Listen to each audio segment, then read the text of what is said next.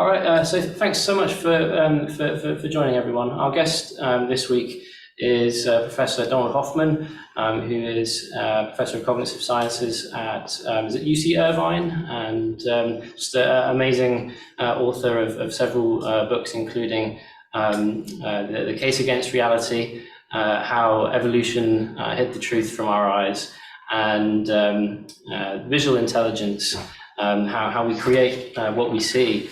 And so a few weeks ago, our society met for a discussion about some of your key ideas, like fitness beats truth, and the interface theory of perception, how the world as we perceive it is not what reality is really like. So I was just wondering, just for people who weren't necessarily here, please could you give us an overview of these ideas, so that people could have an introduction to your thinking? Oh, sure. That's a good idea. So most of us assume that our senses are faithful reports of what's out there. I see an apple. That's because there really is, in fact, an apple that would be there even if I weren't looking. Or I see the moon, and I see an object that has existed for many hundreds of millions, perhaps billions of years before any human being ever existed, and will certainly be there after we're gone. And so I'm just seeing a pre-existing physical reality. And we often think on evolutionary grounds that we have reason to believe that that's the way perception works. I mean, after all, evolution shaped our sensory systems to help us be fit. And surely it's more fit to see the truth than not to see the truth. And so we think on evolutionary grounds, of course, that we see what is reality. Of course, not all of it, but we see those aspects of reality that we need to survive in our niche. But we can ask evolutionary theory a precise question, because evolutionary theory is now formalized. John Maynard Smith formalized it using game theory, and we now have evolutionary game theory.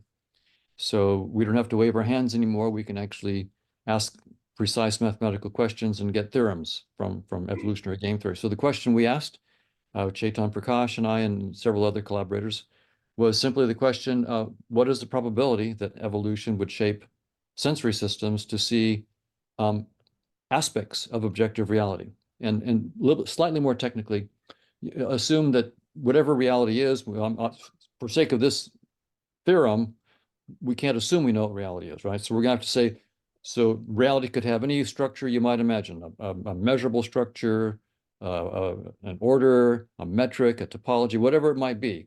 So whatever structures objective reality might be, what is the probability that evolution would shape sensory systems to see, at least in part, homomorphisms of those structures? Maybe not exactly the structures, but some kind of homomorphism of those structures. So that's what we went after. And of course, I'm not the mathematician. Chetan Prakash is the mathematician.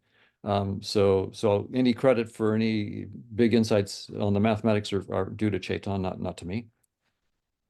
But what we found was that basically the top level idea is evolution depends on these fitness payoff functions, right? The payoff functions are what guide evolution.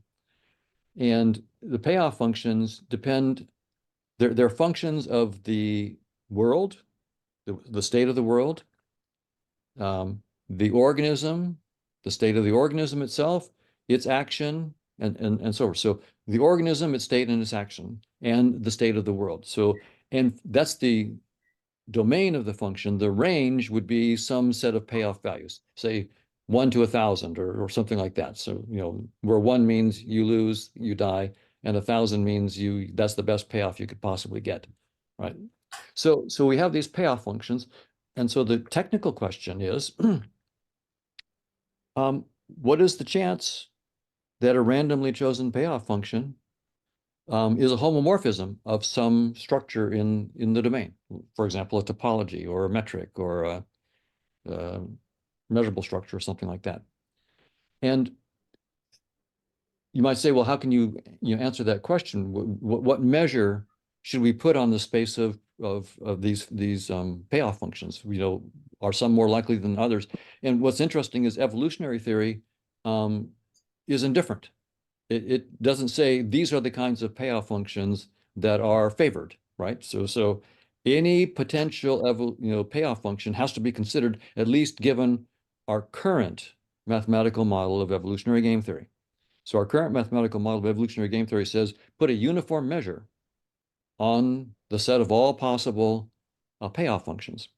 And of course, if someone might say, well, I don't like that, I'll argue for a non-uniform measure on the payoff functions. Perfectly fine, but you will have to modify evolutionary theory, and you'll need to then give us good reasons for why your new version of evolutionary theory is better than what's been used for many, many decades. So we use the uniform measure on these payoff functions, and when you do that, in every case that you check, the set of payoff functions that are homomorphisms of the structures in objective reality, the presumed objective reality, they have measure zero. So what that means is almost every payoff function that would be considered realistic in evolutionary theory, almost every payoff function is not a homomorphism of structures in reality.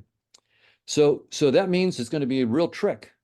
If evolution is going to shape you to see those structures, shape your sensory system to see those structures, and none of the payoff functions, we'll put it this way, almost no payoff function actually even contains information about those payoff functions, then the standard way of natural selection shaping you isn't going to work. So if someone wants to say that we've been shaped to see reality as it is, you're going to have to be very, very clever, because the payoff functions don't have the information.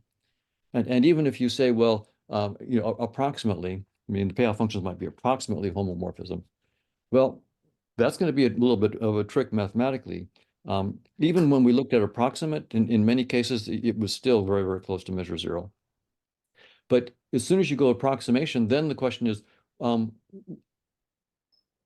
a payoff function that's not exactly a homomorphism of one kind of structure might be approximately close to many, many different ones. So you're going to now have the problem of saying, okay, why should this payoff function, which is not exactly a homomorphism of any structure, why should we say that it's the relevant structure is this one? What you're going to need to do then is put a measure of the distance of that particular payoff function from all other possible exact homomorphisms, and argue for why we should take it to be this particular approximation, not some other. So the bottom line is, in our mathematical theorems, and then also when we actually run evolutionary games, what we find in the games and in the theorems is the probability is zero that any sensory system is shaped to see any aspect of the structure of objective reality, whatever that structure might be. And I would just say that we're not required to know upfront what the structure of objective reality is. Basically, the idea is pick whatever structure you want.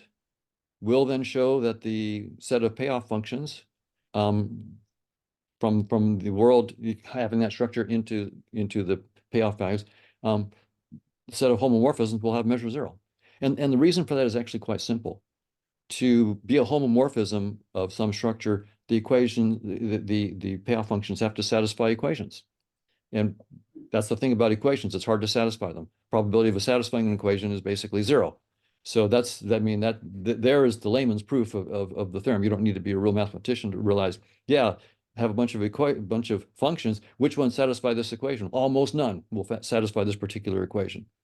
So that's at top level. Now, we may want to dig in. I mean, there are all sorts of counters. People have come back at me, and so we can go into the counters if you're interested. But that's the basic idea. Yeah, thanks so much. As this is a Q&A format, I'd encourage anyone, if you have any burning questions, to ask Donald. If you're on Zoom, if you want to raise your hand or type your question in the chat, that'd be great. Or if you just want to unmute and jump in, I'd really encourage that. So we discussed some possible questions to ask in the session a few weeks ago, and I was saying in that session, for me personally, I go a long way with this theory, but the idea that we can't actually perceive reality as it actually is. I'd maybe not go all the way, but I would say it's a great descriptive theory of the world. But how I was wondering, I was wanting to ask sort of how is it prescriptive? How does that sort of way of seeing the world affect our everyday life? You know, what consequences does it have for the way we see the world? You know, as musicians here at RNTM, obviously we've got a big investment in physicality in terms of, you know, practicing an instrument every day. You know, what does this theory have in terms of consequences for the way that we see the world in our day-to-day lives? Well, one consequence of this theory is it claims that local realism is false. Local realism is the claim that physical objects, like electrons, have definite values of their physical properties like position, momentum, and spin, even when they're not observed. And that those properties of the physical objects have influences that propagate through space-time no faster than the speed of light. That's the claim of local realism. And what this theorem clearly says is that local realism is false. Physical objects don't have their space-time properties, position, momentum, spin, and so forth, when they're not observed.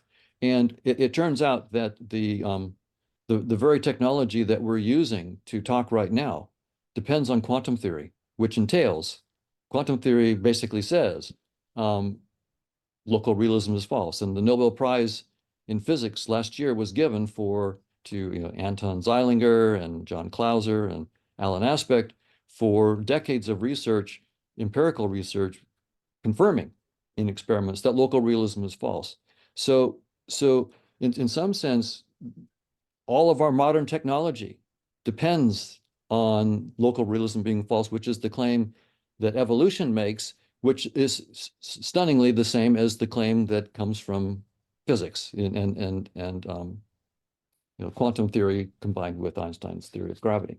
So it actually makes it, if we didn't understand that local realism was false and use technology that assumes that local realism is false, we wouldn't be talking today. So it does have a big impact on our everyday life, but it's very counterintuitive, and even physicists find the fact that local realism is false to be extremely counterintuitive to them, and that's their field.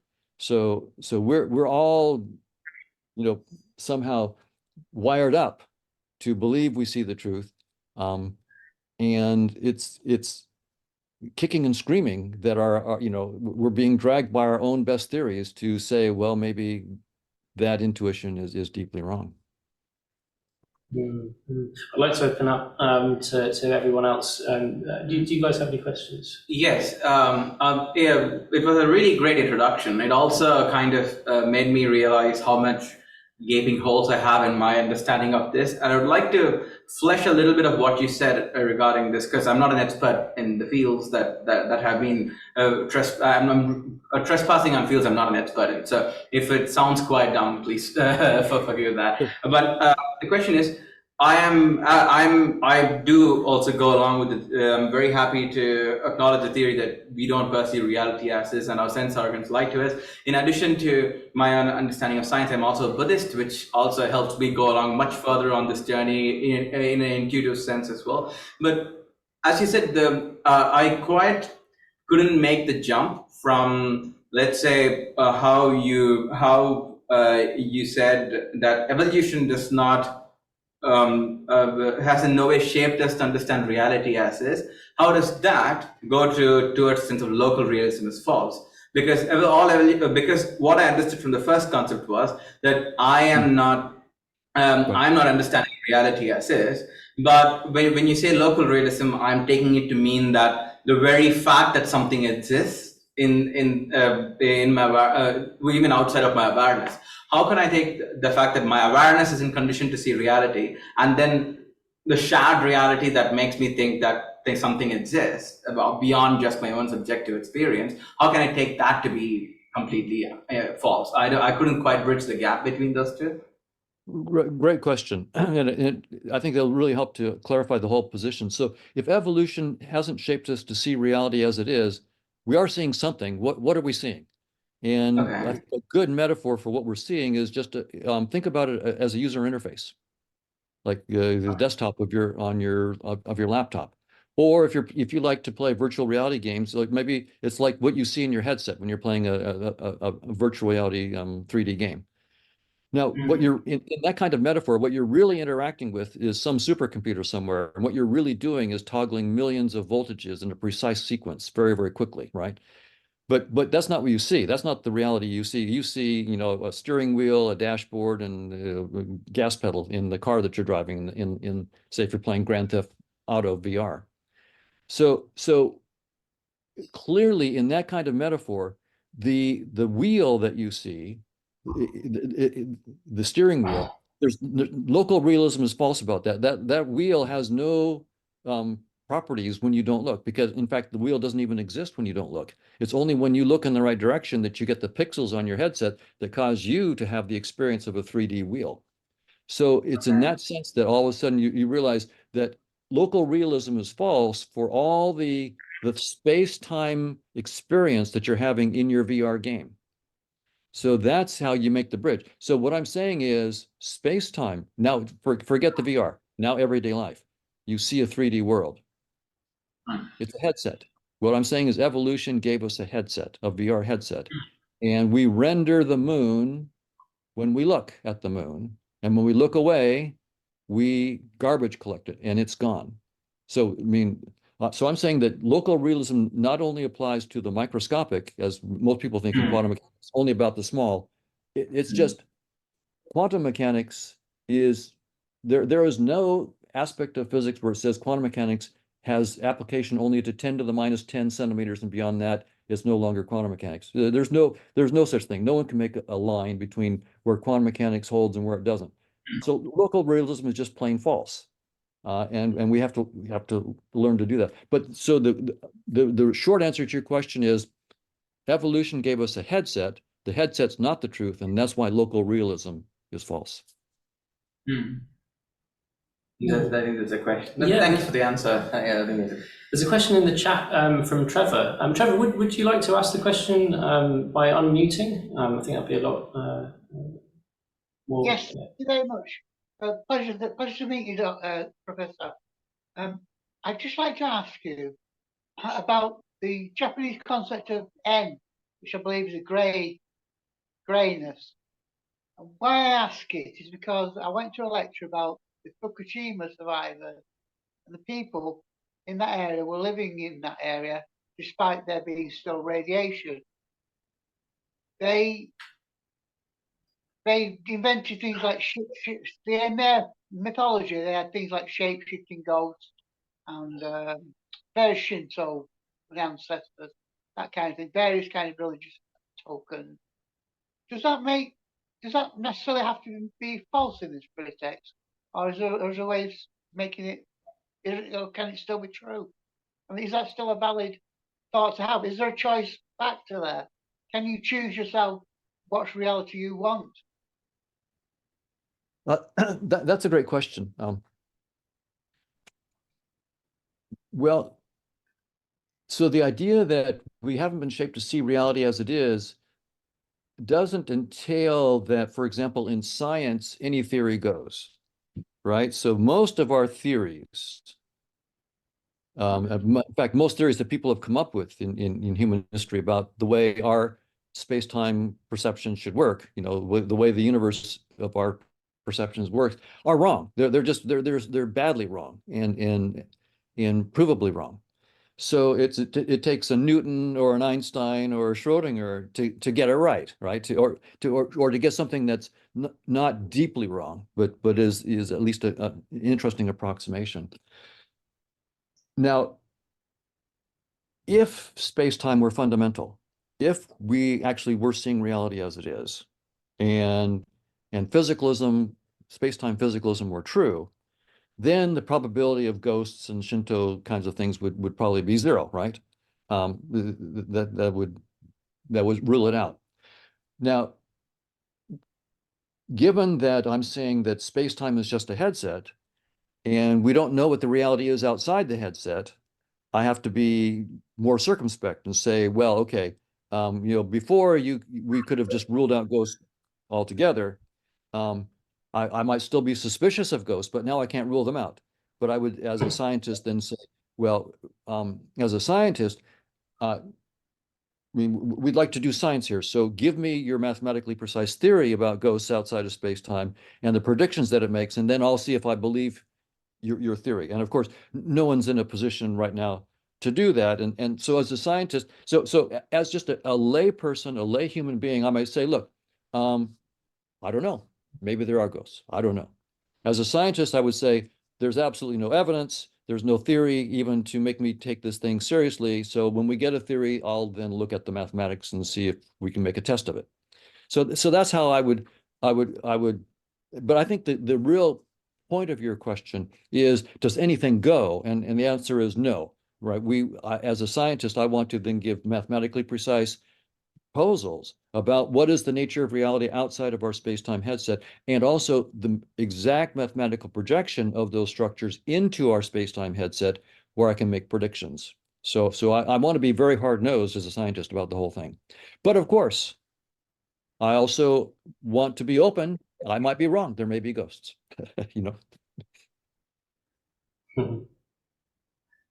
I was wondering, Michelle, as you do a lot of work on music perception, I was wondering if Donald's ideas about this idea of reality being a kind of interface, if that translates to any ideas in the field of music perception, you know, just to tag on to our sort of studies here at RNCM, you know, does Donald's theory fit onto some of these ideas? Yeah, hi. Thank you so much, Donald. It's really great to hear you speak. And yeah, I think your work is fantastic. And thanks, Chris, for organising this. I'll just apologise about the background noise. I'm juggling childcare at the moment, but I'm enjoying listening. Yeah, I mean, I think it's so interesting because your ideas and what I know of them and what you've been talking about, I think throws into question some of what I like to do as a music psychologist, which is try to systematize everything and try to draw generalizations or try to find out commonalities, and yet actually perception is much more complicated than that, and there are always limits. I think what we can learn from you and what we can learn from a lot of philosophy is just to remind ourselves just how complex that is. Absolutely. I'm no expert in music, but I do have an interesting case history to put out that you might find fun. I'm friends with a woman named Carol Steen, who has synesthesia for music. So yes, fascinating. You know, right. So I had a chance to go out to New York and spend some time with her and talk with her and see some of her paintings and so forth. But every piece of music that she hears, she sees a concrete three-dimensional object with a really detailed surface structure and color and a very detailed dynamical motion. And every piece of music that she hears, that particular piece of music always gives her the same three-dimensional geometric object doing the same complex dynamical thing. So she can listen to a piece of music and then make sculptures or videos. And it's a great source of inspiration for her. And so what's really interesting, again, this shows that we tend to think that our perceptions are the way the world is, and we're seeing what's really real. But when we begin to realize there are people, when they hear music, they are having sensory experiences that I've never had and that I can't even really understand. But if they didn't tell you about it, you wouldn't even know it.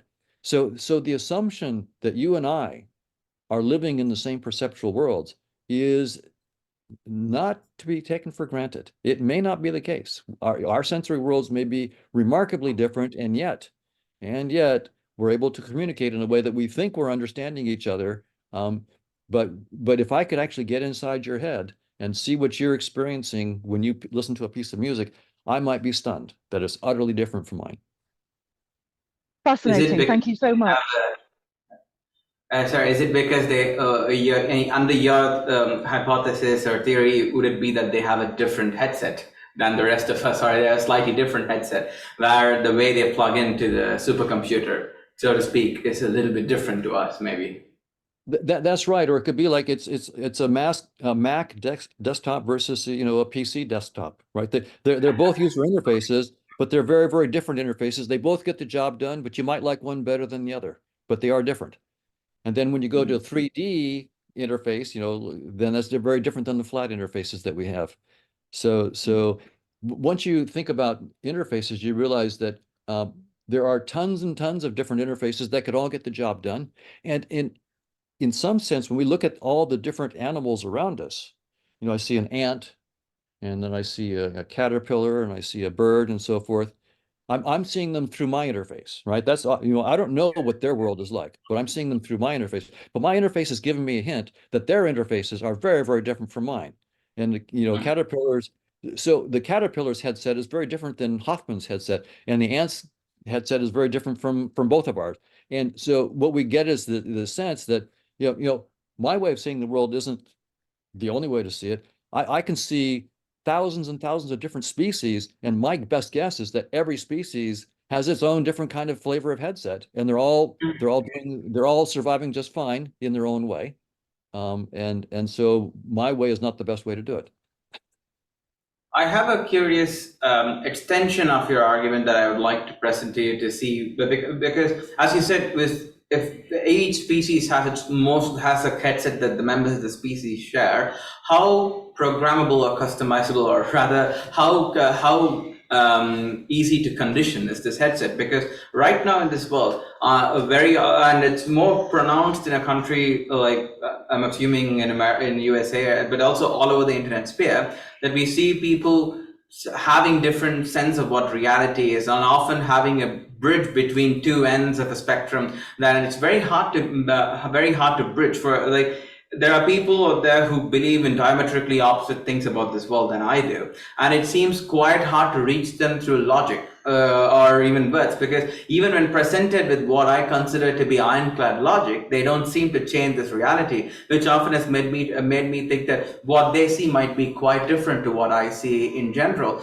Do you think going away from basic perceptions of sight, sound, and music, and on to more conceptual concepts and thoughts, because in some frameworks, thinking and the mind is a sense organ by itself. In a Buddhist framework, it's considered a sense organ. It's considered a sense as well. Do you believe that your theory or hypothesis, I quite don't know the difference exactly in this instance, sorry about that, does it accommodate for these differences we see, where there is so much like division in this world, and it seems mere logic or words are unable to bridge the divide, and we keep getting even further apart? And if so, do you have any thoughts on what it is that's contributing to their headset being different to other headsets, and how is it that we have reached them, or something like that?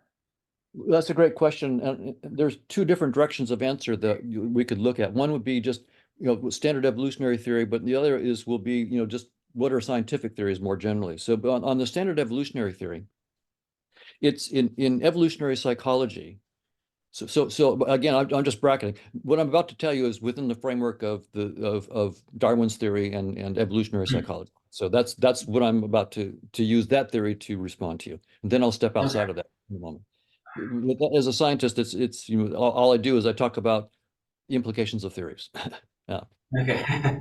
Partly because those are the cleanest and most precise thoughts that people have ever had in these areas. Right? So in evolutionary psychology, the idea is that the selection pressures on our belief systems are varied. There's not just pressures for true beliefs. There are social pressures. Like, I mean, it's good for me to have certain beliefs that show that I am part of this group, and So and also my beliefs may be false because there are selection pressures to do things fast and cheap. Right. So heuristics and biases become part of the whole game. So the social pressures, also the need to impress, right? So men may try to show off their intellectual prowess and go in weird ways to impress women, and they're going off in fantasies that are not the truth. So there's all sorts of selection pressures just from strict evolutionary psychology points of view for us not to know to have true beliefs. And by the way, if you want to dive into this more deeply and have a well-written study of this, you couldn't do better than Steven Pinker's How the Mind Works. He's got a wonderful book on that, and also his book Enlightenment Now, where he actually, but he goes into the selection pressures for why we wouldn't have true beliefs all the time. So that's from the evolutionary point of view. Now, from a point of view of science, just more generally,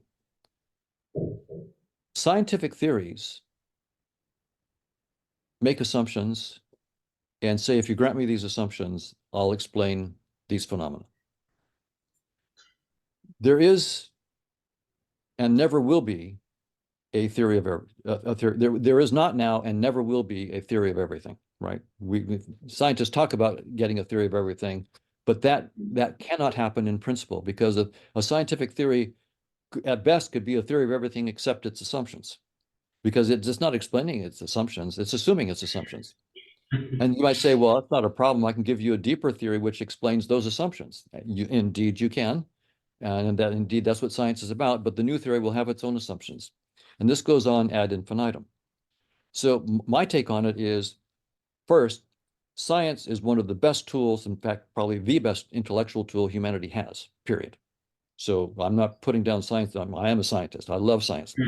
But second, the other side of it, that scientific theories will never be a theory of everything. And in fact, because this goes on ad infinitum, my guess is that we will not ever even scratch the surface of the whole truth in science. In principle, we cannot. We will always be getting theories that are projections, maybe trivial projections, of whatever the deep reality is.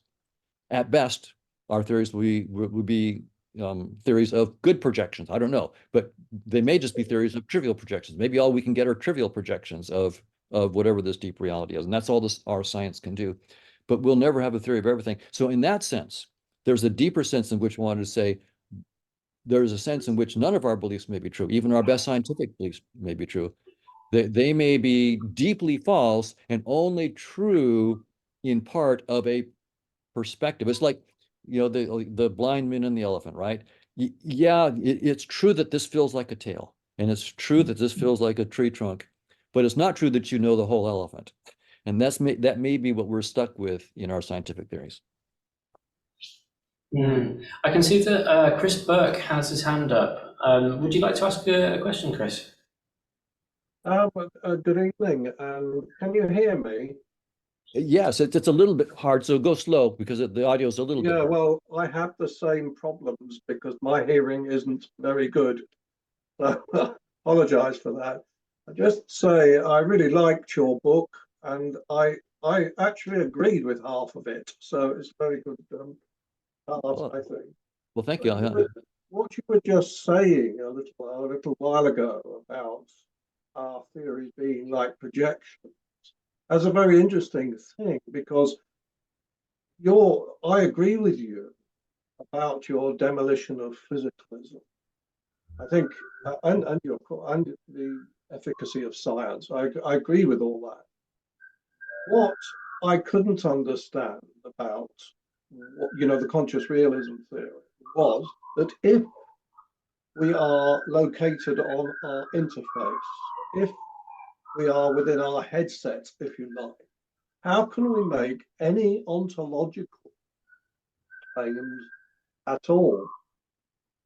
So I wondered if you were saying, from what I've just heard you say, you're claiming that it's a kind of conscious realism is like epistemic, like any other theory is,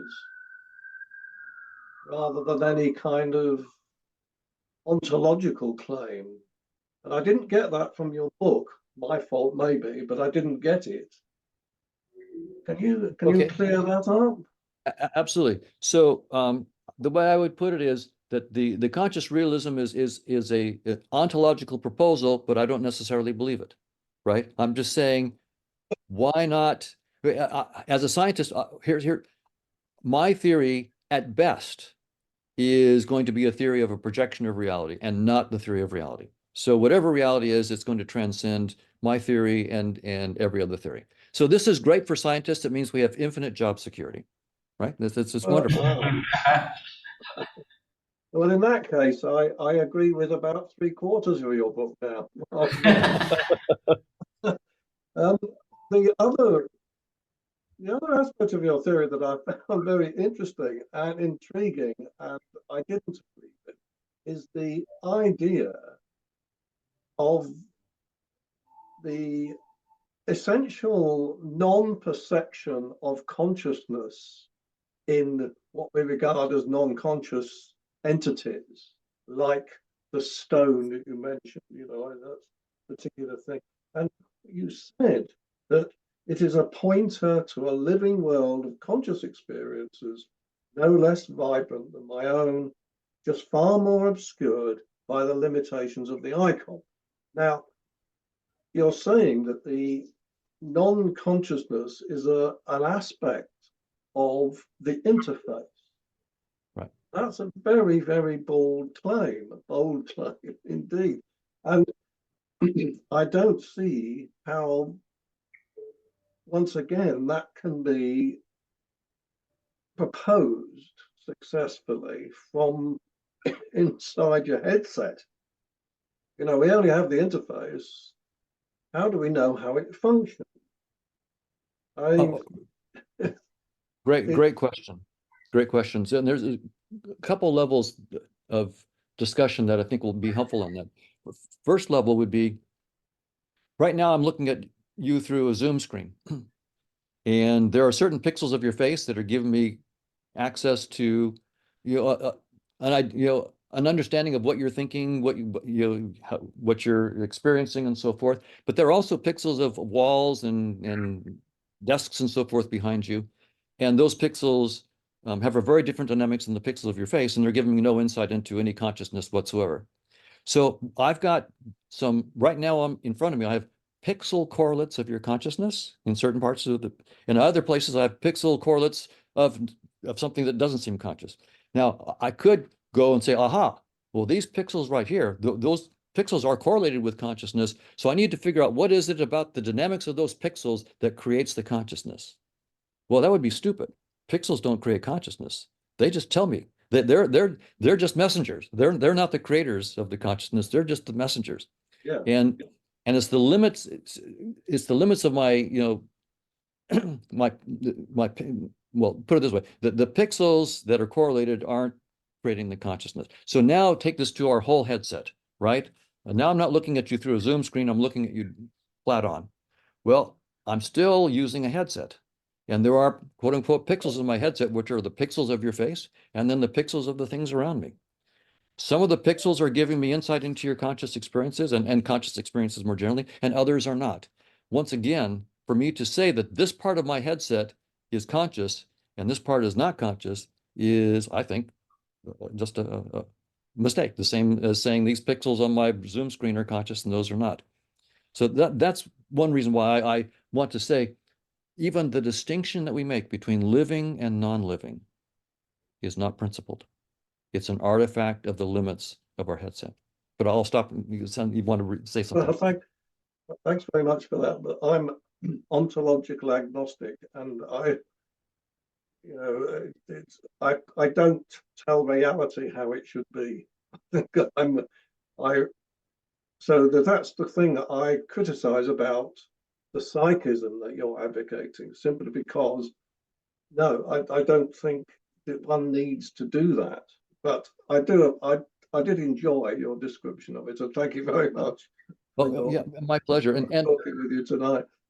And I would say, by the way, that I take my own ontological claims in the spirit of science, which is to say, let's check these out and see where they're wrong, right? So so I'm not saying that I think I'm right. In fact, I'm just saying, here's the next baby step in science. Let's find out as quickly as possible where it's wrong. And my guess is that any ontology that I propose will be trivial compared to reality. We agree. Yeah, that's right. But as scientists, we have to propose something, right? Yes, indeed, that's true. Yeah. All right. Well, thank you very much. Yeah. Would you say, though, that framing your theory in the sense that you're taking another baby step in the whole scientific process, as slightly not true, because what you're also proposing is a paradigm shift that is beyond the scope of what usual baby steps in science have done until now. So I find that if we were to head on like have a discussion about the theory, we have to assume that we have to for sure to contemplate the impact of it, in that it is a major paradigm shift. It's not one along the steps in a certain way as well, isn't it? Well, it is a paradigm shift, but I would put it in the context of all the other paradigm shifts that we've gone through. So letting go of flat Earth was absolutely shocking. It was horrific. It was very, very difficult. And then letting go of a geocentric Earth, the geocentric universe kind of thing, where the universe is centered around us. When science told us we needed to do that, people were killed. We murdered people who believed that, and we put them in prison and so forth. I mean, it was very, very difficult. So science has had paradigm shifts that we've had a hard time letting go of. Now, this is a big one. I mean, this is a big one where I'm saying that what we thought was fundamental reality, space and time itself, is we thought that we are little tiny objects inside a huge space-time. I'm saying it's just the other. Whatever you are, space-time is a little headset that you use. You transcend space-time. Space-time is just your headset. Now, I don't know what you are. I don't know what I am, but it's not something inside space-time. We need to have a theory about something outside space-time before we can have a theory of what we are. So that is a big paradigm shift, but it's still in the spirit of science, where I'm basically saying we have the data of our experiences, we have logic and reason, and we're trying to come up with the best consistent statement of a theory to explain our experiences in light of logic and reason, and it's forcing us to let go of deeply held beliefs. Flat Earth, geocentric universe, and now space-time itself have to be given. So I want to put this shift in that context, that it's another baby step. And my guess is that once we let go of space-time, we'll find out that there are other things we have to let go of that are even more dear to us. Yeah. Got a question from James? Hi, Donald. Thank you very much for your book. It's very interesting to read scientific and empirical investigations into the way that we approach reality. But I wonder if is there a problem in using empiricism to investigate something which casts a doubt upon the validity of empiricism? The perception of reality, or the perception of reality can only make sense. Our conception of reality as something which is perceivable can only make sense if we trust our perception, but then we're casting doubt on our perception. Doesn't that sort of bifurcate into two contradictory positions? On the one hand, we approach reality via perception, via our senses. On the other hand, that approach to reality casts a lot of doubt. In fact, makes it impossible for us to believe that our perception and our senses can know anything about reality. And actually doesn't allowing for this bifurcation, this contradiction to happen, resolve a lot of the problems. If we simply accept that on the one hand there's the real, which is unknowable, the things in themselves, to use the Kantian term, and on the other hand there's this more contingent reality, which is the reality of our senses, our perceptions, our understanding, the reality of science, which is continuously moving forward, rejecting previous understandings and moving on to new understandings. Don't these questions about what is reality and how do we understand it begin to disappear if we just accept that on the one hand I'm repeating myself here. I'm also interested in this idea that evolution pulls the wool over our eyes. Aren't you kind of begging the question there in asserting that there was something to begin with for us to be deceived about? That you're assuming there is such a thing as a reality which is knowable if only pesky evolution hadn't come along. But of course, evolution is what gives us the tools, our eyes, our ears, our senses, through which to even begin to arrive at a conception of reality. And so it's not the case that evolution makes it impossible for us to know reality. Evolution is the the only thing. Our genes, our senses are the only thing that have allowed us into the position where we have such a rich understanding of reality, as flawed and as distorted as it might be. Great question. And by the way, that's a question that I think many philosophers resonate with. And there's even a paper that came out in the last year or so in Synesthesia, where a philosopher is making similar kinds of arguments and claiming that I've shot myself in the foot logically. Or as he put it, I'm in an unfortunate dialectical situation, but of this type where I've sort of refuted myself in the very process of trying to say that we don't see reality as it is. So a lot of philosophers think that. So here's my attitude about this. As a scientist, I'm just taking our scientific theories, which are mathematically precise, and I'm asking, what are the implications of those theories? I don't need to believe the theories. I don't need to believe evolution by natural selection is true. I don't have to take that as the foundation of my ontological view of the world. All I say is, here is a mathematically precise theory.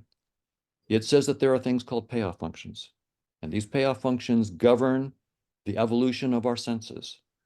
And according to that theory, then, my senses can only be shaped by the information in those payoff functions. So then I ask that theory, so do your payoff functions have the information needed to show me what under your theory would be the truth? Because the theory assumes a physicalist framework, right? Darwin's theory assumes space-time and objects are fundamental. That's what it assumes.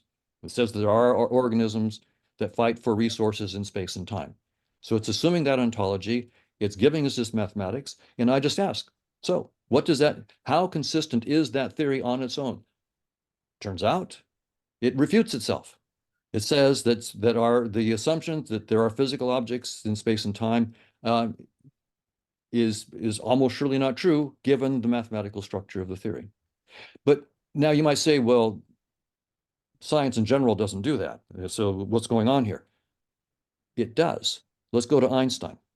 So Einstein has his ideas that, again, space-time is fundamental. And he was the genius that took those abstract ideas that many of us share and turned them into precise mathematics using general relativity and special relativity. Now you might say, look, you might give this kind of logical argument. If Einstein's mathematics faithfully represents his ideas about space-time, then they couldn't possibly refute his ideas about space-time. And if Einstein's mathematics didn't faithfully model his ideas about space-time, we'd be fools to try to use them to refute space-time. In either case, we couldn't refute space-time, right? There's no way there's clearly something wrong with that. And here's what's wrong with it.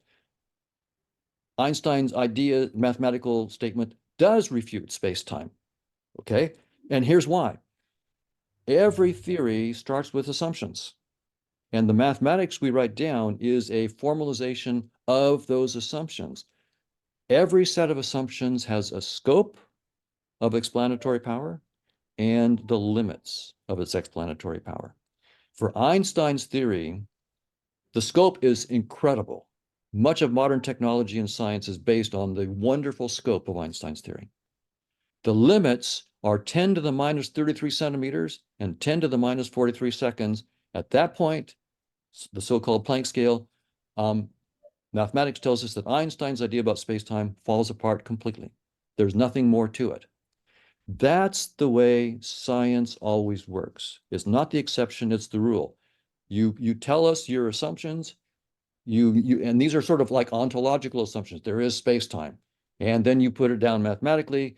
Here's the mathematics of it, the field equations of general relativity and so forth. And then you find out what you are always going to find out, the scope and the limits. So in some sense, every theory, if it's good enough, will eventually, quote unquote, refute itself. It will tell you the limits of its assumptions. That's the way science works. And that's all I'm doing. So my reply to the philosophers on this is basically the philosophers of science should know better. Science never gives us a theory of everything. And so every theory, if it's good enough and precise enough, will tell you its limits. And And in fact, then it will be refuting itself. It will refute the claim that these assumptions are all you need. So every theory will refute itself. So that's all I'm doing. But in this particular case, it hits us in the face because it's our perceptions and our reality, and we can't sort of just say this is an abstract scientific thing. It's sort of like everything that I believe might be deeply false, and that bothers me very, very deeply. So that's why people come after this one. But it's just what happens in science all the time. It's a very interesting epistemological point, but I'm still curious about the role of ontology and of reality in this. Okay. I think that I think that a Hegelian reading would allow for a role of reality. I think that you would simply see the real as this negative force via which these theories end up refuting themselves. In comparison to what's actually real, they disintegrate eventually into something else. I wonder if you're familiar with such a reading, if you're comfortable with such a reading. I think in your book you go as far as Immanuel Kant in terms of your sort of history of ontology. I'm curious about to what extent you've engaged with more recent metaphysical and ontological texts. Well, my take on it is that, again, any ontology that we propose that in a scientific sense where we can actually make it mathematically precise will, I think, necessarily be only at best a useful perspective and not the truth about whatever the real ontology might be. That's my guess. And my other guess on this is in line with certain spiritual traditions that have had long thoughts on this for millennia. And that is that, who am I? I mean, one deep question that we have to ask ourselves, who am I? We are the originators of these theories. We are the ones who write down the theories. We come up with the assumptions. We write down the mathematics. We evaluate them, we reject them, and we understand what I'm saying, that our theories will only scratch the surface. Who is this that's understanding this, that can actually step back and look at these theories and say, I can originate theories, but I'm not trapped in the theories, and I can come up with them and I can discard them as I wish, of course, according to logic and reason. And so my guess is that there's something very deep about who we are. There's something very, very deep about who we are that transcends any concepts. And so when mystical traditions say, if you want to find out who you really are, let go of all thoughts altogether, and you will enter a realm of deep intelligence that transcends anything that science can write down. I think they're onto something. Now, as a scientist, of course, that means I can't do anything about it. All I can do is what I'm doing, which is my next baby step, and to write down a pseudo-ontology, an ontology that I think is at best a projection. And there's some payoff in that, right? This technology that we're using right now to talk to each other comes from that. Without, Maxwell's equations and quantum theory and so forth, we wouldn't be doing this. So in one sense, I'm putting down the power of science. The other sense, wow, even scratching the surface turns out to be incredibly powerful, even if that's all we're doing. So that's sort of my attitude. I think that there is something very deep about us that transcends anything that we can write philosophically or scientifically. It transcends any concepts or words or mathematics altogether. So that's my view about the deep nature of ontology. So in that sense, I'll put it this way. You can't know the truth through concepts, but you can know it just by being yourself, without words and without concepts. I was wondering, because Abhishek is a practicing Buddhist. Do you have any questions? Yeah, exactly. I just wanted to interject there, and that as a Buddhist, a lot of what you say, almost everything you say, aligns with the belief systems I've sort of cultivated over the last few years, based on the intelligence of people far more wiser than I am, not my own. So I can trust that a little bit better. But in the sense, so could we say that from what you've said, could I say, would it be a true fact to say that what your scientific theory does is just prove that scientific methods and the way in which we operate our senses in an intellectual or a logical fashion is not shaped to see reality as is. And that's the level where we can talk to it. But there are processes beyond the senses, transcending the senses, that may have access to it. But in effect, what you're proving is the scientific process that we have trusted to understand reality as is just now by itself is able, now by its own virtue is able to refute itself, in the sense that we can't use science if we were to talk about reality. But because the one issue I did have was that I'm willing to concede that we may not know reality as it is, me sitting in this room engaging through words and with my senses, but it's not a complete, but it's something to complete is to assume that reality is inaccessible through any means, not just through the senses or through scientific thought. Does that still resonate, or like does that fit in with the worldview you've mentioned just now? Right. So one point of interesting connection between the spiritual traditions and science is that spiritual traditions will say, like a Buddhist, I think, will say that, you know, the words are just pointers. They're not the truth, right? The Tao Te Ching, the Tao that can be spoken is not the true Tao. And once you understand that, then you're free to go ahead and read the rest of the Tao and not be dogmatic about it, but just take it as a pointer. And I like that. I like that point of view. And I think that if spiritual tradition stuck to it, I would have a lot more respect, right? I mean, I was raised in a Christian tradition where it was quite dogmatic, and the words weren't pointers. If you didn't take them literally, you were going to hell. And even people who in nearby, you know, sects who believe slightly different things were just completely wrong, and were going to hell and so forth. So, but for those who take that seriously, these pointers are just pointers, and they're not the truth. But I'm on board. Then here's what science offers. It offers pointers that are more precise and that tell you where the pointers stop, right? Einstein's pointers about space-time stop at 10 to the minus 33 centimeters. Dogmatism can say goodbye. We can't be dogmatic when our own pointers tell you, don't be dogmatic about me. Here's my limits.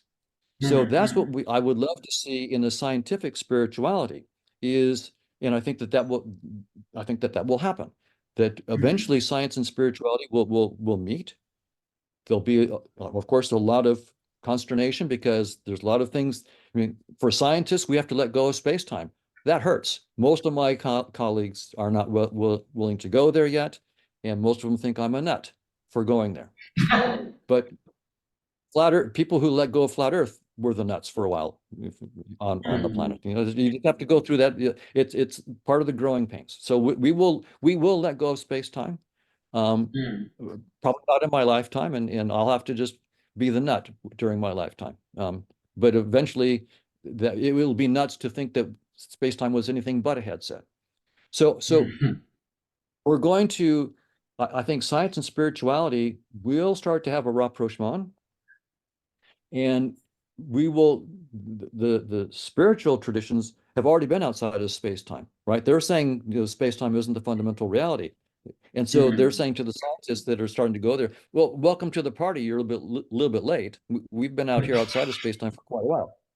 But what the scientists bring to the party is they're saying, but you guys in the spiritual traditions do not have our tools.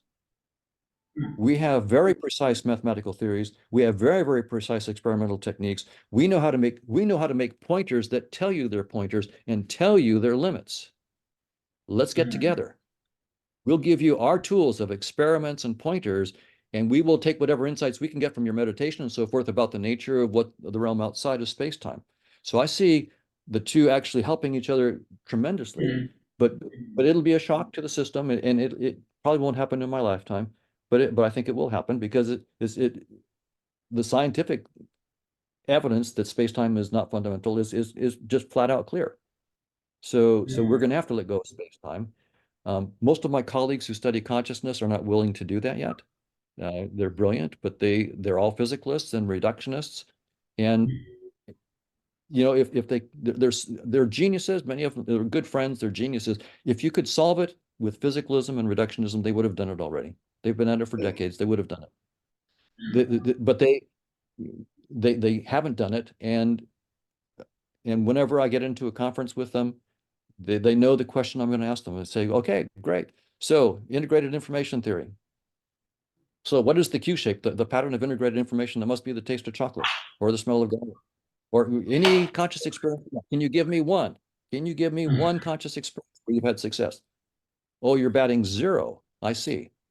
Same thing is true of orchestrated collapse of neuronal microtubules, global workspace. They're batting exactly 0. In my prediction, they will bat exactly 0 until my brilliant friends and colleagues realize it's over for space-time and it's over for reductionism. And they have to go where the spiritual traditions have already been, to say there's something beyond space-time. But they're going to go there in a precise way with precise new pointers. Like, for example, the amplitude-hedron and decorated permutations and so forth. These are structures that physicists are finding outside of space-time. Real mathematical structures that actually predict scattering amplitudes inside space-time and show us new symmetries about those scattering amplitudes. But these structures are entirely outside of space-time. So science already successfully taking off the headset of space-time and going outside of space-time and finding stuff that we can actually then pull back into space-time and make predictions that we can test at the Large Hadron Collider. So this is not airy-fairy stuff. We can do this. And we in the last 10 years, we have done it. Physicists have done this. They've stepped outside of space-time and they're finding amazing structures that make the mathematics more easy. I'll give you an idea how much more easy. 2 gluons smashing into each other and say 6 gluons spraying out in the collider experiment. Do the computation of the probability, what they call the scattering amplitude inside space-time. Hundreds of pages of algebra, millions of terms for one interaction. Do it outside of space-time with the amplitude-hedron, this new structure they found outside of space-time. By the way, it's not curled up inside space-time like dimensions of inside space-time. It's utterly and completely outside of space-time and outside of quantum theory. There's no quantum theory here either. So it transcends both. With this new structure, the computation is 3 or 4 terms you can compute by hand. You go from millions of terms to a handful. And you see new symmetries, something called the infinite Yangian symmetry, which is true of the scattering data, and you cannot see it in space-time, but you can see it when you let go of space-time. So what we're finding is we're getting already big scientific rewards for stepping outside of space-time. The math is becoming easier, and we're seeing new symmetries. That's more than you could ever hope for. It's really beautiful. So I see us going in the future. I see the spiritual traditions are already there. They're saying, come join us outside of space-time. And the scientists thought that they were studying reality. In fact, they were only half joking when they talked about a theory of everything. They thought they were close to a theory of everything. And what they're going to discover is they only have a theory of their headset. At most, they have a theory of their headset. And all of reality is outside of the headset and is yet to be explored. But we learned the tools by studying our headset. We learned precise mathematical theories, careful experiments, and the interaction of the two. We learned how to do that. The spiritual traditions didn't learn that. They learned about meditation and so forth, which is good. It is good. But the scientists learned the essential tools to build pointers that tell you their limits and avoid dogmatism. Really, really fascinating stuff. I'll come to Chung's question in a minute. Just the idea of techniques in terms of how science and spirituality can connect. Science, has obviously scientific tools, but I would say that Buddhism has, what would you say, techniques of observing the mind in meditation and that kind of thing. And I wonder how they can integrate. But before that, John, do you have a question? Yeah, it's interesting that we've returned to this analogy with the headset, because that's kind of related to my question. Because I think I'm getting the sense that in this particular framework, truth is not as relevant as heuristics. So we're kind of discovering heuristics in terms of how we can better interact with the world. So my question is, are these heuristics unidirectional or bidirectional? Like, is there a sense in which the things that we perceive in turn affects, because we're constrained by the parameters of the headset, but there's also using the headset and that feeding back into what we think the headset is. So my question is there a sense in which this is malleable, because we can sort of modify these parameters by simply using the headset? So if that's the case, then how do we actually explain this process over time of how the headset changes and how the parameters change? Yeah, that's my question. Great question. And space-time, of course, has an arrow of time. Right, our headset has an arrow of time. The second law of thermodynamics gives us the arrow of time. What I'm working on with my collaborators, Chetan Prakash and others, is again, something that I'm not claiming is the final word, and it's not the theory of everything, it's just the next baby step, but it's an interesting baby step. So, and it's response to your question. We have this Markovian dynamical system of conscious agents outside of space-time. And we have a paper, if you want to look at the math, it's called Fusions of Consciousness, came out earlier this year. So you can just Google Fusions of Consciousness and the paper is free. So you can see our mathematics. And at the end of the paper, we point out that it's possible. So it's a dynamics of conscious agents. It's like a big social network of interacting conscious agents, like the Twitterverse, where you're sharing conscious experiences like you'd share tweets. And with a Markovian dynamics, it's possible to write down dynamical systems in which the entropy does not increase. The entropy is constant. And it's trivial to do that in our system. So our dynamics of consciousness need not have an arrow of time. But it's a theorem, and we actually prove it. We're not the first to prove it. It's a standard trivial proof. But we put the proof in our paper at the end, that if you take any projection of such a dynamics, a dynamics with no arrow of time, like ours, a projection that loses information, so say by conditional probability. So you have a dynamical system, it has no arrow of time, the entropy is constant.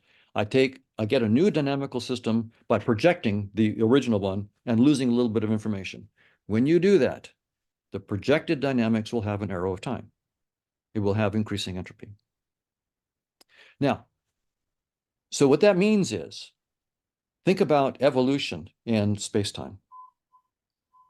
There is an arrow of time, right? From the Big Bang to whatever, the big crunch at the end. And then evolution itself has an arrow of time where, we start off with simple organisms and more complicated organisms. And time is the fundamental limited resource in evolutionary theory. If you don't get food in time, you die. If you don't mate in time, you don't reproduce. Time is the fundamental limited resource. But what we're saying is, in our framework, our new baby step, again, I want to deflate my own theory, but it's the next step, the next baby step. In our theory, time is not fundamental, and time doesn't even exist. Time appears entirely, 100%, as an artifact of the projection. Time is not an insight into the nature of a deeper reality at all. It's not an insight. It's entirely 100% an artifact of projection. There is no arrow of time in the deeper reality. What that also says to me is, first, I should preface my statement by saying, I love evolutionary theory. It's an incredibly powerful tool. Darwin's ideas and evolutionary are wonderful tools. Evolutionary psychology is deep insights about human nature and so forth. I love the theory. Now, I'll say the next step. Every aspect of evolutionary theory is an artifact of our headset projection. None of it is deeply true. I don't think that the organisms competing for limited resources has anything to do with the deeper reality outside of our headset. I think that time itself is an artifact, and all the competition for limited resources that we see is an artifact of the projection in our headset. And that's what we're going to find as we move on in science. Things that we thought were deeply true about the nature of reality are entirely artifacts of our little view, okay? So it's in that sense then that I would want to address your question. How can inside space-time, we have this notion of causes prior to effects, and the way that things evolve and so forth inside space-time. How can we understand that from this deeper perspective? Well, that's one thing I really want to do. In fact, I want to write down a Markovian dynamics that has no arrow of time, take various projections, and look how in the projection I see a Big Bang occurring. I see an arrow of time emerging. I see things appearing to evolve and become more complicated and then falling apart at the end. In other words, we can answer your question with mathematical precision, and we can look at countless simulations. We can start with countless worlds that we mathematically write down in which there is no arrow of time. The Markovian dynamics, for example, has constant entropy. We can look at countless different projections and see all different kinds of evolutions, and then look at how things can interact from the past to the future and future to the past. So this framework actually, so it's a great question, and I've been thinking along the very same lines of your question. I have so many things on my plate. I want to do that now, but right now I've got other things I've got to do what I have to do right now is nail down this theory so that I can get. My goal is to get scientists who are far, far smarter than me interested in this. That's my whole goal. Once I get scientists that are much, much smarter and more capable than me on this, then I can just sit back and read their papers. That's my goal. So that's what I'm trying to do right now, is to just get enough brilliant scientists to take this seriously that I don't have to work on this anymore. And then I won't be able to read their papers because they're so much smarter than me. So that's my goal. But eventually I want to do what you're talking about, which is to get a simulation that shows how we can create Big Bangs and look at the whole interaction forwards and backwards in time. I'd like to sort of ask a related question. We spoke to Joscha Bach, I think just about a year ago, who you've had interactions with on podcasts like the Theory of Everything and this kind of thing. Brilliant conversations. So with Joscha, we were talking about, I think one of the final comments he made was about this idea of a network of care that links our minds together. He was talking about, in colleges, a lot of people have a sort of hallucinated ideal of what they want the world to be and this kind of thing. But what he was saying really exists, and I wonder what your thoughts are on this, is a network of caring about things that are relevant. And so we were also talking to him about relevance realization and the idea that for like artificial intelligence and this kind of thing to try and perceive something, something needs to be made relevant in the propositions that it's sort of programmed with. So my question is along these lines, sort of what do you think? Do you think there's such thing as a sort of collective headset in that regard? Is there something that we're all caring about that's real to all of us, rather than just it being individual headsets? Great question. Couple directions of answer on this. One is in the paper that we're about to write right now, we're going to show a new result about consciousness, in which we show that we can put a partial order structure on the set of conscious agents. So there's a logic on them. And it turns out that the logic is non-Boolean. And so there will be agents that, if you take any particular conscious agent and look at all the agents that are less than it in this logic, they form a Boolean logic. And so there could be something very, very common about them.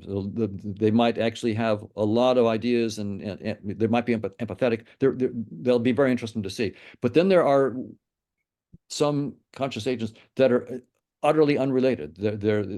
There's no, for example, there's no global complement in this logic. And so there's no global top. So when we talk, this is going to be very interesting for spiritual traditions, because they often talk about the one consciousness.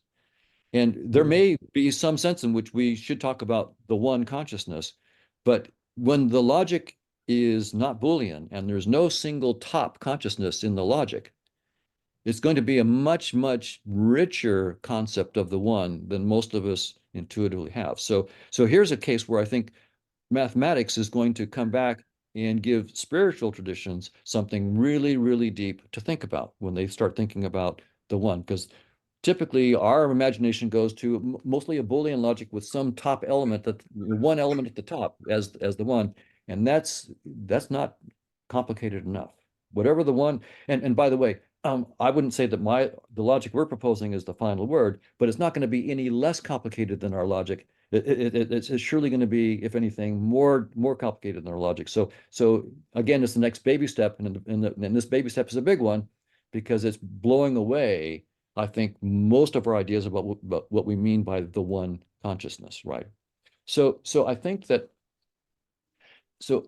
there will probably be then, according to this logic, consciousnesses that are more or less close in ideas, opinions, and experiences, and so forth. But now let me go and tell you where I think there's a deep limitation to my theory. Ideally, what you would like, and what I'm not doing with my team, is giving a mathematical theory of the one, and then showing how everything else arrives as a projection of it. But we can't do that.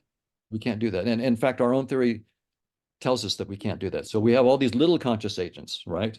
And we show how they can combine. So our fusions paper, the one that I mentioned, fusions of consciousness, you can take a look at that. We show you how to combine conscious agents. And so when you do that, and you get more and more complicated conscious agents, ultimately, if I start off with a countable infinity of conscious agents, I can take any subset of them and combine them to make new conscious agents. Well, that means that the new conscious agents potentially are the power set in number of the original. That's a new infinity. So if I start off with Aleph 0 conscious agents, I can, by combination, make an Aleph 1 collection of conscious agents. Now I can go to Aleph 2, Aleph 3. So there's all of Cantor's hierarchy of infinities. And if I'm going to get to the one, I have to go through all of Cantor's hierarchy. Well, there is no end to it. So that's the proof that Hoffman's theory can never be a theory of the one. Can't do it. But I also think that's a proof that no theory will ever be a theory of the one. And so the one will forever transcend what science can do. And that's why humility is to be called for. And yet we should do this. We should go as far up Cantor's hierarchy as we can, all the while knowing that effectively our progress is measure zero of what there is to be learned. So it's you can see there's a lot to your question. I think that there is this heterogeneity that I talked about in my logic, but there's going to be, in some sense, there's this deep sense of a one. And my guess is that you and I are the one, just looking at itself and talking to itself through different headsets, through different avatars. Very, very interesting. James, just a very quick observation that then your ontology that I feel we finally arrived at here, this not one, is the same as your epistemology. It's the same as your beliefs about science, that they have a limit, and as they approach the limit, they disintegrate into something else. That similarly, you're saying that reality, the not one, is continuously expanding, that we never actually arrive at the thing that would make it whole. And again, I feel that there's a great similarity between your point of view and a lot of post-Hegelian philosophy. I wish I could make a suitable citation right now. In his book, The Incontinence of the Void, Slavoj Zizek puts out a very similar ontology of reality. There's no reason to suppose that there's no reason to suppose that reality should be any more complete than, or our ontology should be any more complete than our epistemology. That our ontology contains negative space. It's just less than one. It's not quite one. I like those ideas, and this may be a case where the science is now catching up with the philosophy, but also giving it a little bit more rigor, right? Which is what we would want. So it sounds like we're on the same page at top level, and what we might be doing is putting a little bit of mathematical beef into those ideas. Yeah, Mike, for what it's worth, you can ask yourself the question: if there is one ultimate consciousness, what is it doing and why, right? And again, my guess is I'm way over my pay grade, but might as well try, you know. So one possibility is to say, well, it's trying to know itself, right? And that's what it's up to. It's the one which is not really any particular shape or form trying to know itself. And there is a theorem about systems that a system can never fully know itself, right? If I have like a computing system and it wants to represent itself, it builds a model of itself. Well, in the process, it now is different. It has a model inside of it that it didn't have before. So now to model the new system, you have to model it with the model. And so you get this infinite regress. And so the process of knowing yourself is recursive and never ends.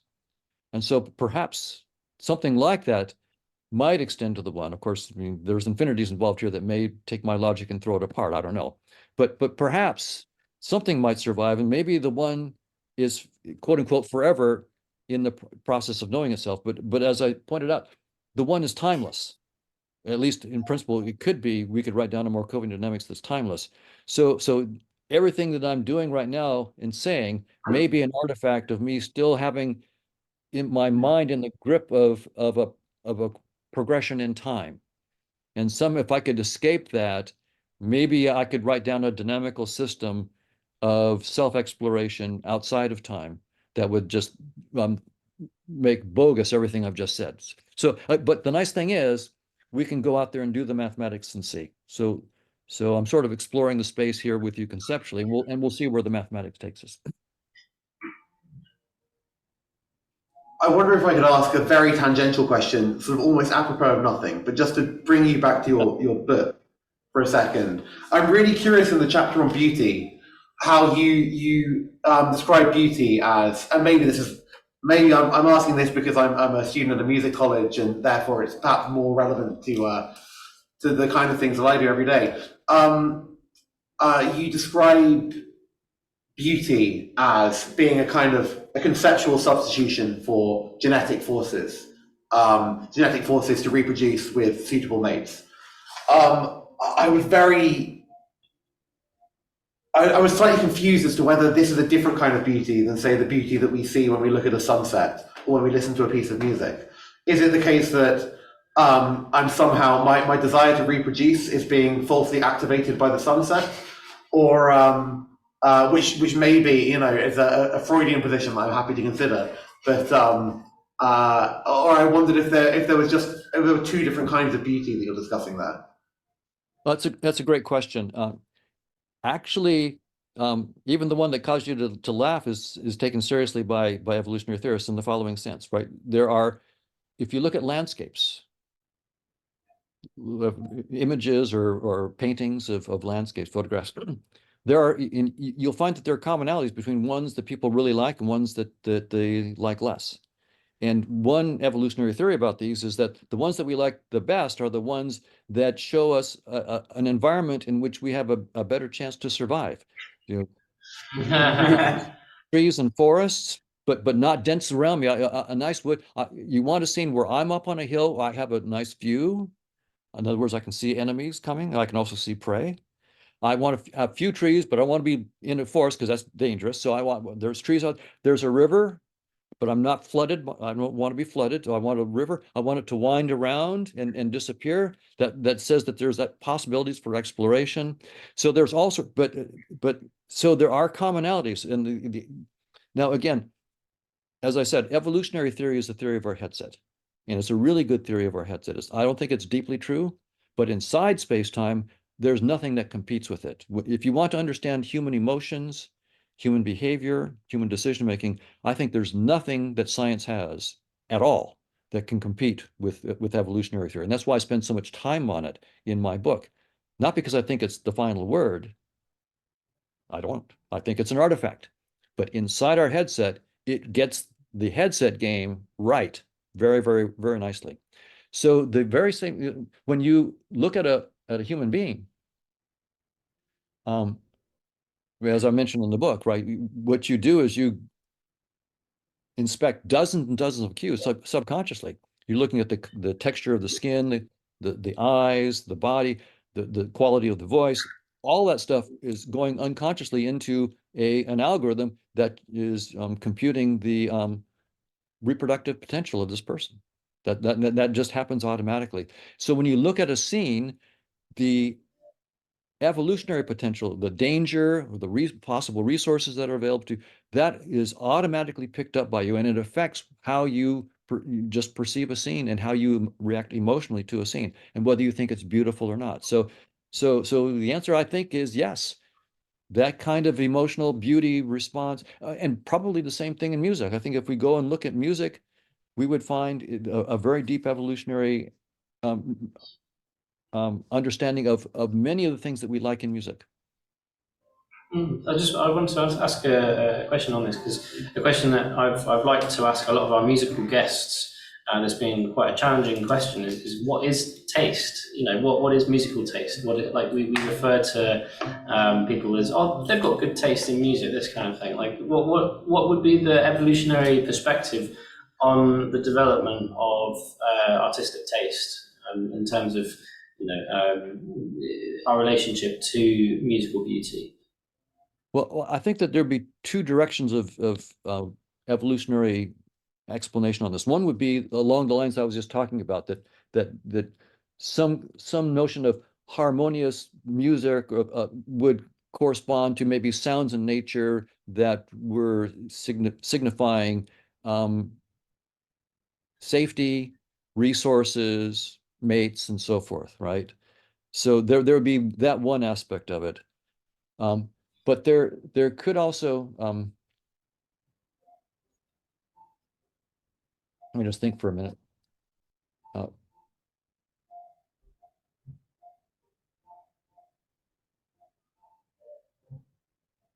I guess I'll just leave it at that. I mean, there may be other aspects, but that would be one, absolutely. Interesting. Yeah, I mean, there's lots of speculation, obviously, on all this. There's a book by I think Stephen Mithen about how music came before language, in the same sort of way, like, you know, birds sing to each other and this kind of thing, in a way that communicates something about their social status and all that sort of stuff, in a sort of musing language.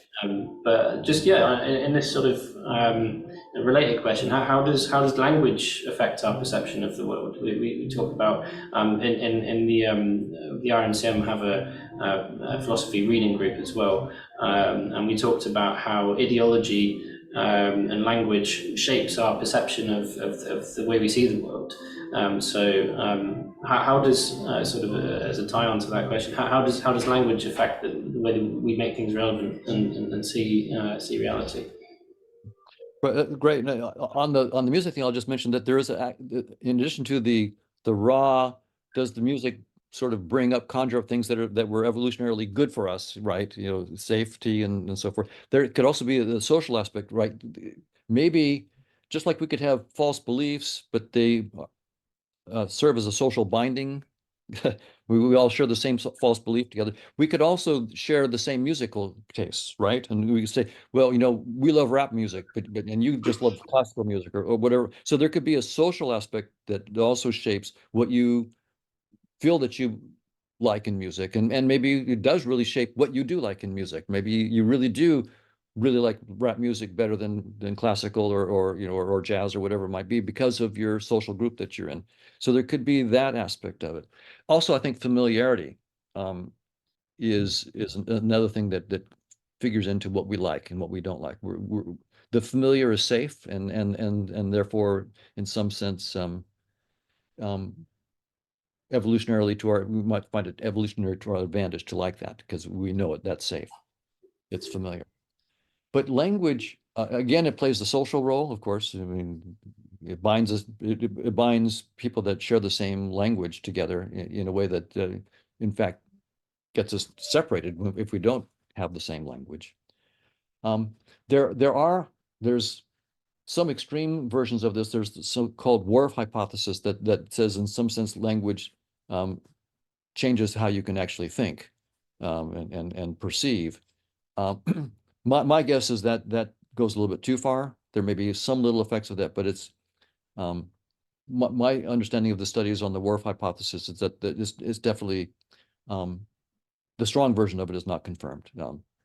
So language plays some role, but not as deep a role as perhaps Whorf had proposed.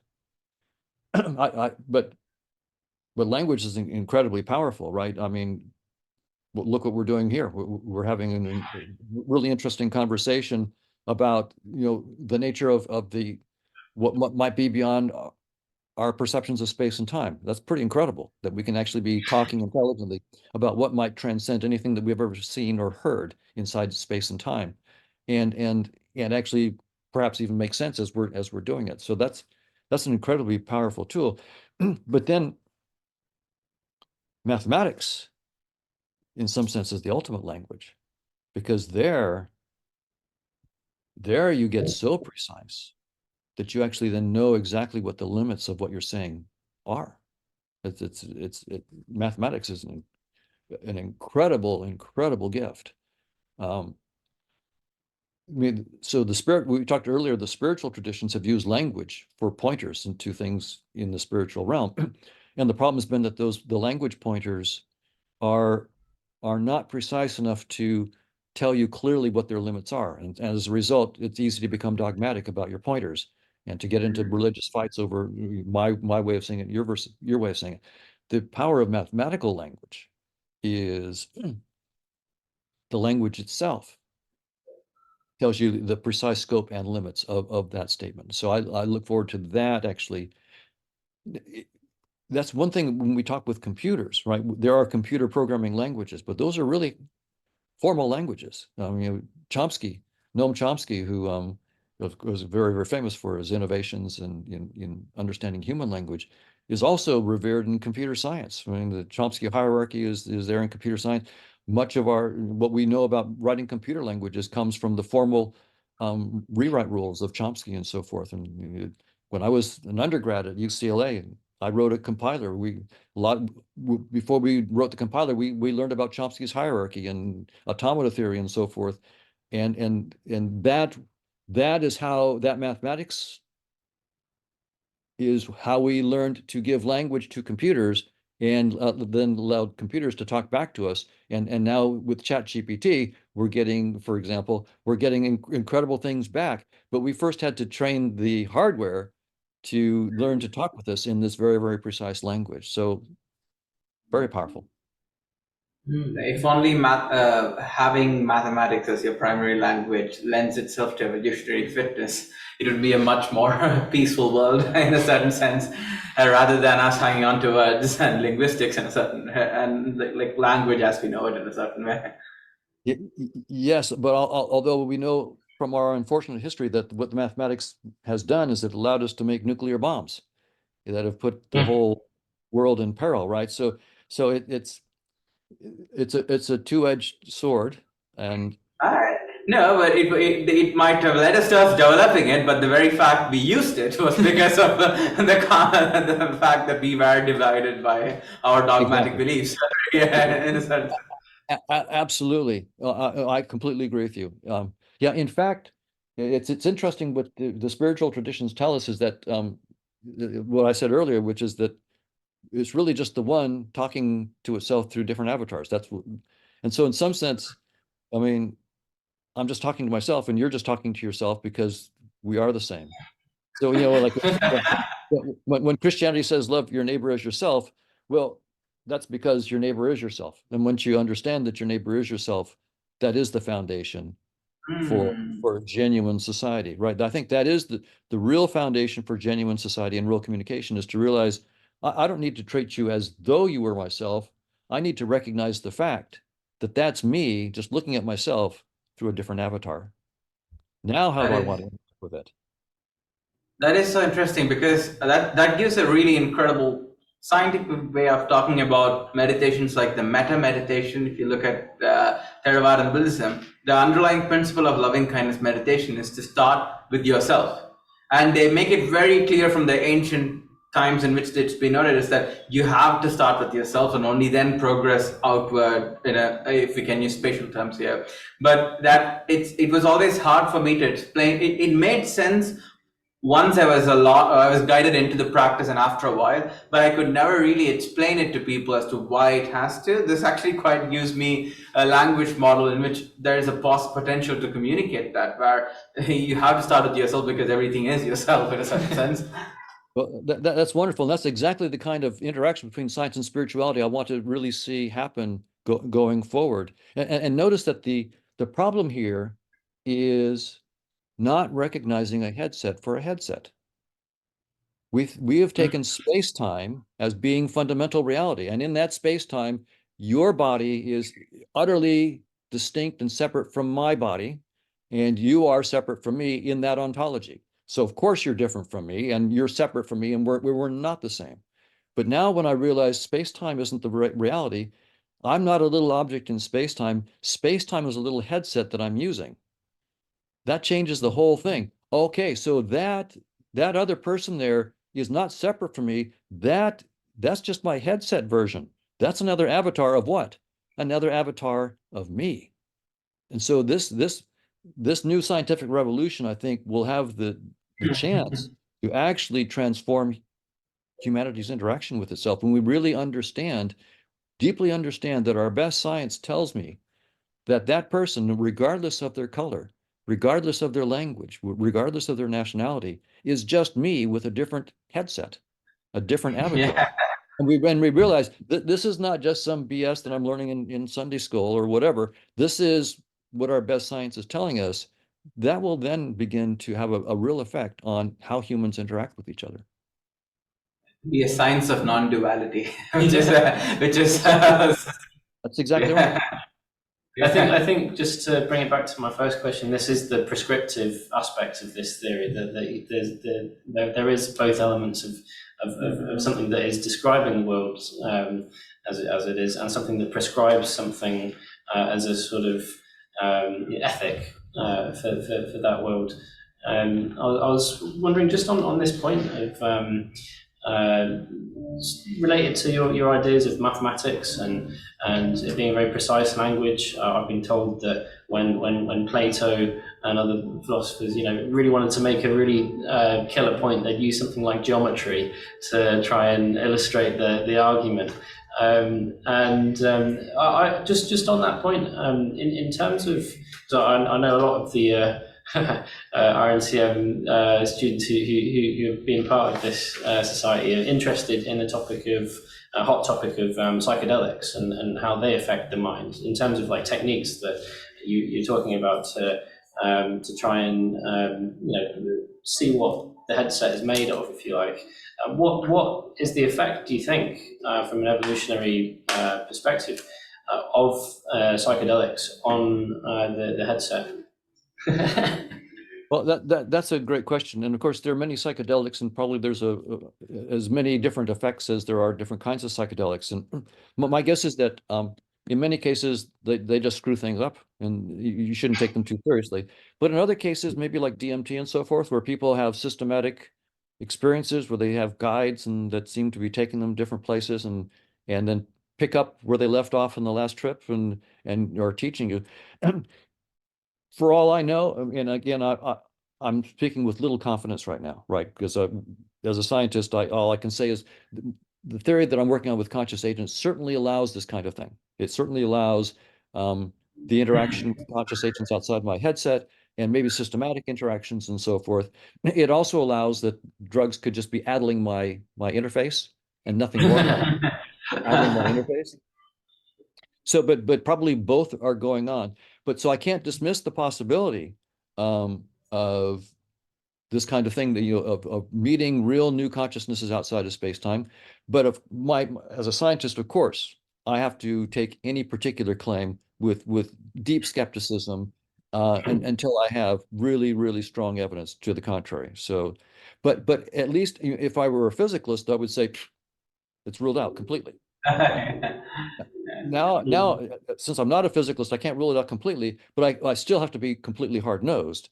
But now at least you can show me evidence. If I'm a physicalist, basically there's no evidence that you could show me that could persuade me, right? Because my prior on this kind of thing is zero. As a good Bayesian, there's just literally zero probability of this, right? There is nothing outside of space-time. There are no spirit guides out there. It's just all over.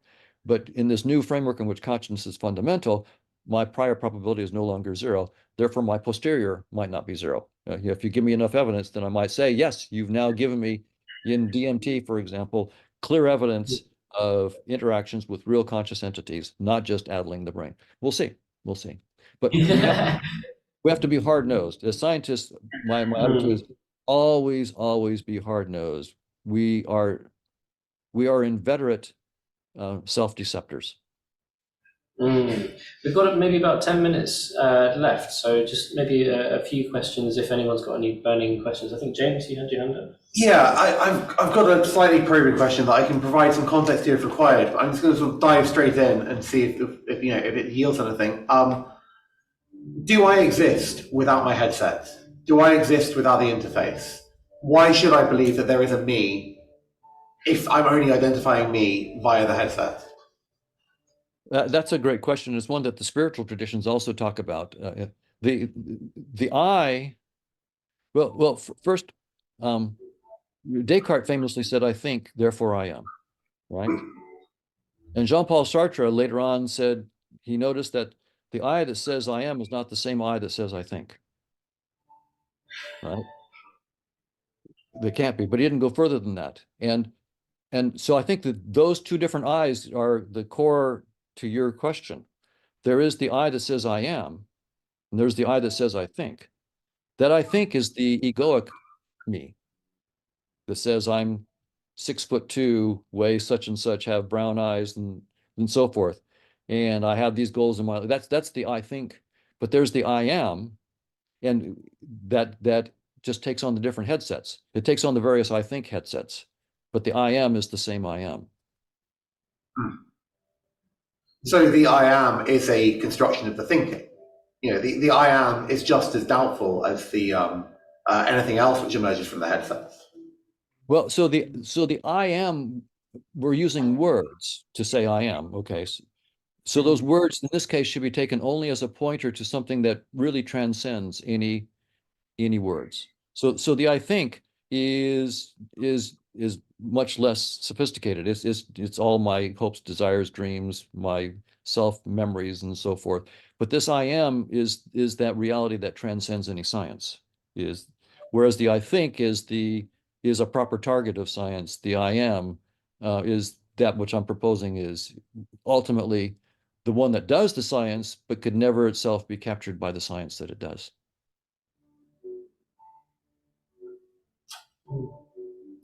Yes, sorry, go on. Yeah. Well, yeah, no, I'm just I don't know how much further I'm able to take this, but I'm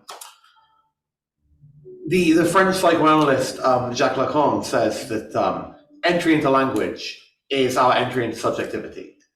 That it's only by being able to identify myself in language as an object, the objective me, that I realize that me relates through some kind of process of mirroring to an I which is perceiving the me.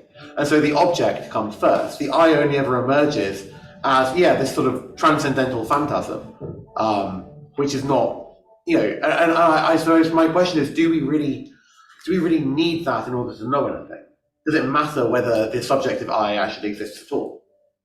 Well, I think that's a really important, interesting idea, and this gets back to a question we talked about briefly earlier, which is why, if there is this one, what is it up to and why?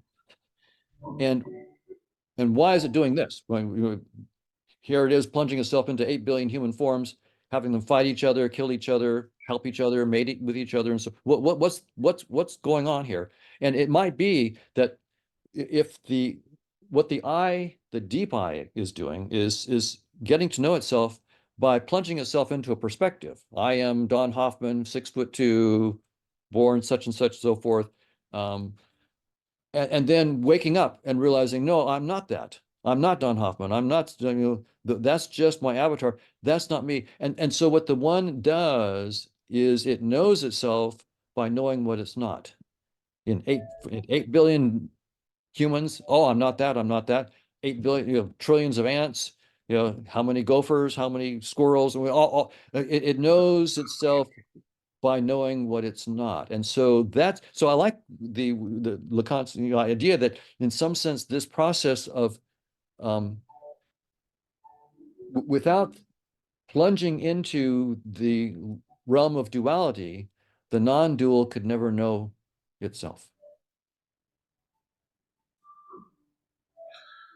Yeah, to the extent that we can only know, or only know, and I use the word knowing in a sense which, again, it doesn't have to relate to ontology. We only know that the non-dual exists through a process that Zizek calls absolute recoil, that we sort of look backwards through this process of self-identification, and we establish that there must have been an I to begin with. But it's questionable as to whether we need that I to exist, I think. Well, that's right. And when you actually go into meditation, if you meditate and actually go deep where you literally have no concepts at all, in some sense you just become aware of awareness. That's interesting. What happened there? And also a very incredible timing. When you go deep in meditation, let go of all concepts. I went deeper than I imagined. But you find that you can go to a place where there are no concepts, and you don't need any concepts, and you just are aware of awareness, but even those words are not deep enough to just capture just the pure awareness. And there's an infinite intelligence there, an infinite intelligence. So you get glimpses, but I think the glimpses are stilted by still being connected with this particular avatar. I think, do you have a question, Abby? Yes, just a sense that when earlier we were talking, you mentioned Descartes and you said the I am. It's best not to take those words literally, but to see them as pointers as they are. Exactly. But implied in that is the fact that, or at least that's how I took it, was that the very fact that we can make a statement points towards the presence of something, and that may not be may not point towards something that intrinsically exists outside of whatever framework we're talking about, and where we can only use words as pointers. That we can have false pointers as well, right? I would say, because in some traditions, in the spiritual tradition, I deeply buy into, there is no I, so there is just a subjectivity, but there is no identifiableness within the subjectivity, and therefore all these words that we try to use to talk about the subjectivity, they point towards something that may not exist, and therefore pointers may not necessarily be true in of themselves, other than just it's just something I want to flesh out. I completely agree. I mean, ultimately, if you can talk about it, that's not it. Right? Ultimately, that's the case. Even if you can talk about it with mathematical precision, that's not it. But I certainly agree that we will, as science and spirituality begin to have a rapprochement and work together, we will find that some of the spiritual pointers were very helpful, and others were so wrong that they were actually unhelpful. Just like we found some scientific theories are very, very useful, even though they're not deeply true, like Einstein's theory of gravity, very, very incredible. And others, like there have been scientific theories that have been proposed that were maybe precise, but are precisely wrong and not even useful. They just didn't have any hooks on any perspective, any useful perspective or projection of a deeper reality. So, but ultimately, I think that the reality, whatever it is, completely transcends any concepts or any words. And so ultimately, every pointer will be found to be wanting.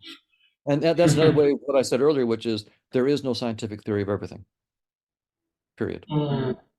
So maybe just to wrap things up, I'd like to just ask a question of, so now we've sort of talked and established this idea of, seeing your neighbour as yourself. How do you, the question that follows that is that how do you get people to realise that? Are there practices you think that are useful for this, Are there, is there a way that you think that science and spirituality can join to help realize this idea? Well, I think there's probably only one way, and that is that one has to actually learn to let go of one's thoughts, to be able to let go of your thinking. So as a scientist, of course, I want to think very precisely, but I also understand that those very precise thoughts tell me that they're precisely limited and that they're precisely not going to give me the truth. And so they tell me very precisely, if you want to know the truth, you have to be the truth without any concepts whatsoever. And so ultimately, what many spiritual traditions have said, which is meditate.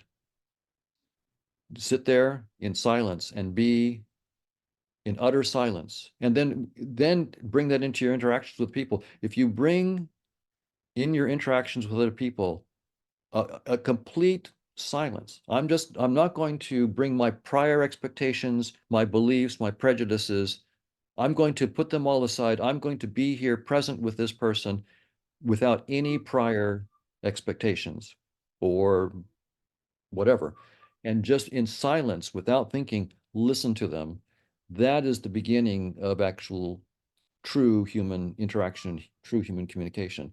But it only comes, ultimately, it has to do with our relationship with thought. First, we have to not believe our thoughts, right? Even my scientific thoughts, I've said there's no such thing as a scientific theory of everything. There are just more or less useful, but none of them are deeply true. None of my thoughts are deeply true.